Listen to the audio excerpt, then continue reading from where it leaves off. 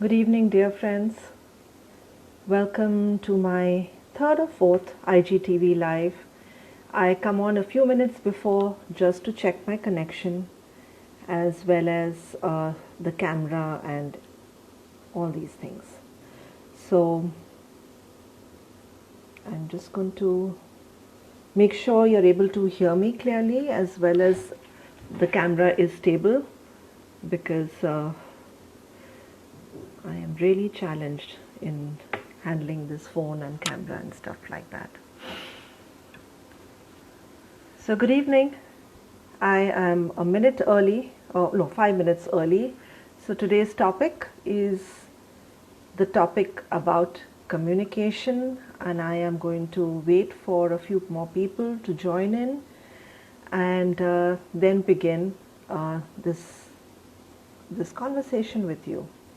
And why I wanted to do this video, what got me thinking about it, and then my views on it. So we're just going to wait for a minute or two. Hi Ketan and hi Karishma. I don't know whether you're still online, but if you are, hello everyone.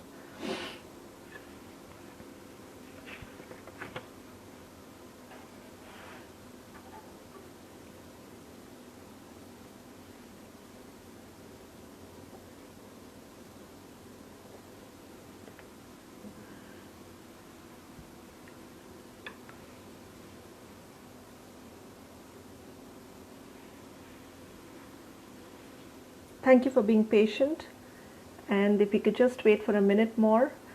Could you let me know if you can hear me clearly as well as the camera is stable when you look at it. Can you all hear me, whoever is online?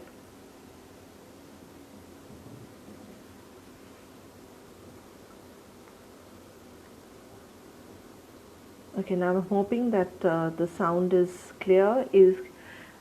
Hi Yami. Can you all hear me clearly? I'm just trying to check whether the sound is clear and I'm loud and clear right now before I start this topic.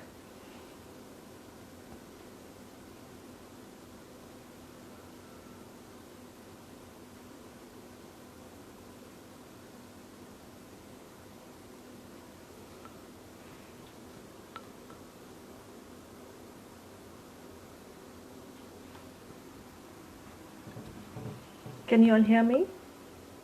Can I get a thumbs up if you can hear me, please? So I know that I can begin my conversation. Hi Mamta, can you all hear me clearly, please? Can you let me know?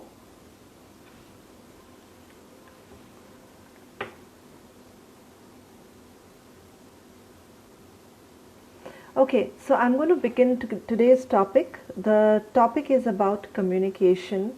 I know it was a very general topic. I mean, we hear this word communication, we all are well versed with it. And so what is it that could be different, new? I'm not sure whether it is something different or new, but let me put it this way. It is probably a reminder for us, as well as I just thought I will give my own little spin, my own understanding of this concept. The reason I wanted to do this particular topic is because, as you all know, we've had so much of free time in these last few months. And when I say free time, even though we've been doing our thing, whatever it is, we have been spending substantial amount of time on social media. And it's not just these last few months, it's been ever since social media came about, and some people have taken to it and we have really enjoyed it. There is YouTube, there is Instagram, there is Facebook, there is Twitter, where you can tweet and Twitter all day. And there are many such platforms, right, where we are able to voice our opinions and say what we want to say. So I was just going through some YouTube videos with regards to a subject that I'm fond of. So the subjects that I really like are Vedic astrology. I like blueprint numerology, although I don't see many videos on that on the internet, because the practice of the blueprint numerology is little differently practiced everywhere, especially in India. But my studies are slightly different, so I don't see many videos on that. However, you would have, whatever you browse through, right? Even if you browse through music, you will see a lot of people have something to say. They will write something about it and things like that. So basically, we are all have a huge platform for communication today, right? So while I was going through this video, I noticed something, all these videos, how people write their comments, okay? Now, these comments are a way for people to express themselves and give their opinions, right? Now, communication, of course, is verbal and non-verbal, but here I'm essentially speaking about verbal. Of course, non-verbal communication also comes up with this, okay? Now, so not only are we communicating with family and with friends, we are now communicating with acquaintances who we call Facebook friends, and we are communicating with strangers out there. Right now, this is a public profile, and so I'm communicating. I may not even know you, and you would be able to hear me, and so this is a communication between two people who don't know each other. So while it is great, it connects people, that's the purpose of communication. However, I don't know whether you all notice the kind of comments and communication that people are coming up with. Now, so I sat back and thought about it, and I said, well, our communication, the way we talk to people, the way we express ourselves is we come from an age where we are told we must speak up, we must express ourselves, that, your voice is important, or voice matters, or every voice matters, or, there is so much of stress on self-expression. And I know it was required because this is a certain faculty that was not either encouraged or explored, especially in certain cultures or during a period of time. And so now we have this, not only permission, we are being groomed to voice our opinions all the time. And if you see that our modern day education is very centered around that, it is about now that you're educated, you must have an opinion, you must voice your opinion. Now, I'm not saying that it is a wrong thing, but I want you to just hear me out a little bit over here. So while we have this freedom of expression, haven't you all heard when it is said that with great freedom comes great responsibility? I think we've heard that, we just don't apply it. The other thing is that a lot of us feel we have a right to say what we want. And it's something that's even in the newer generations, that where they feel that they have a right to say whatever they want. But you see, rights, we understand our rights, but we don't understand our responsibilities. And that's where we are going a little awry, or that's where we are going wrong. So when you understand your rights, you must understand your responsibilities along with it. Okay? So the way people communicate today, I've seen that it creates a lot of polarization. The whole world seems to be polarized on different views. It could be cultural views, religious views, political views, and people always had a different choice, different opinions. But there is a huge polarization of views, and it's very intense, it's very passionate, it's extremely reactive, it's extremely impulsive, very combative, and also mandatory. People feel that they need to say something all the time. It's also very fixed. Now, when I say all this, I like to look back at my own communication. So I was not an expressive child, and then I started becoming much more expressive. I like to talk. I like to say something. I have my own views. Sometimes they're very fixed, whatever it is. And I feel like I would say something, and over the last few years, especially in the last 1 year, I've started to really self-check here. So this is part of the self-check, okay? Now, what we need to understand is that whenever we are speaking, so if I'm giving you my view, I need to understand a simple thing, that is, there is a difference between a fact and there's a difference between fact and truth, okay? Just because something is a fact or you have something factual or data or something like that, it doesn't make it truth.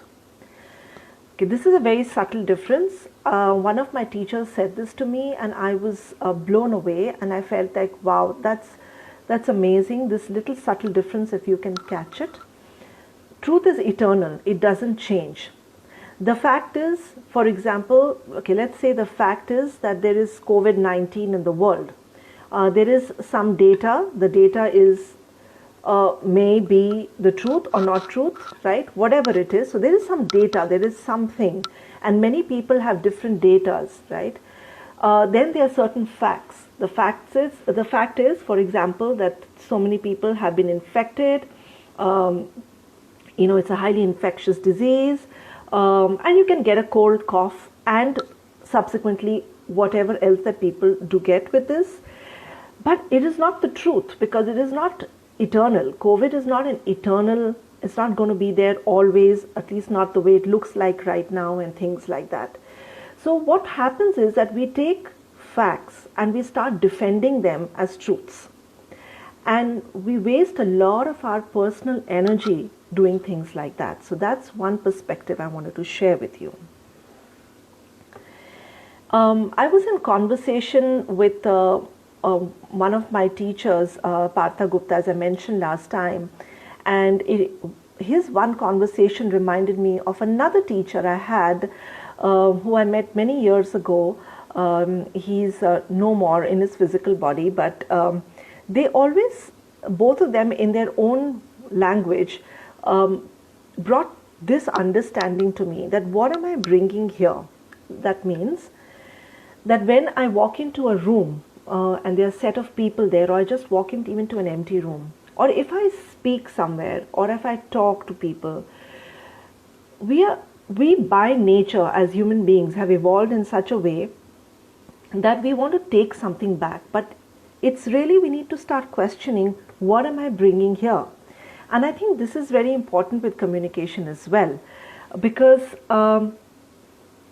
what am I bringing when I am expressing something? What is it really creating? Is it creating a conflict? Is it, is it something that I would like to hear? If somebody spoke like that to me or said that to me, and sometimes we feel that, through our communication, we are, हम दुनिया को सुधार रहे हैं, we are doing something great for the world, but that's not true. That's just your opinion, right? And when someone tells you what to do, you may not like it in the same way. So rather than preaching, how about we shared? How about sharing was one of the ways of communicating rather than preaching? And I think this was a wonderful aspect that revealed itself to me. So what am I bringing here? So I remember Parthaji once mentioned to me about like what we share, say what we share on Facebook. If it is something that brings pleasantness, share it, right? And I was like, wow, that's so true, right? Because what do I want in my life? I want pleasantness in my life. And I think all of us have a natural quest for bringing pleasantness in our life. That's our natural state. Being pleasant is our natural state. And so what we are sharing constantly, how we are speaking to people, what we are constantly putting out there, data and articles, they don't bring pleasantness. They don't bring pleasantness. They bring a validation to your ego, but they don't bring pleasantness necessarily. So I think the way we communicate must change, right?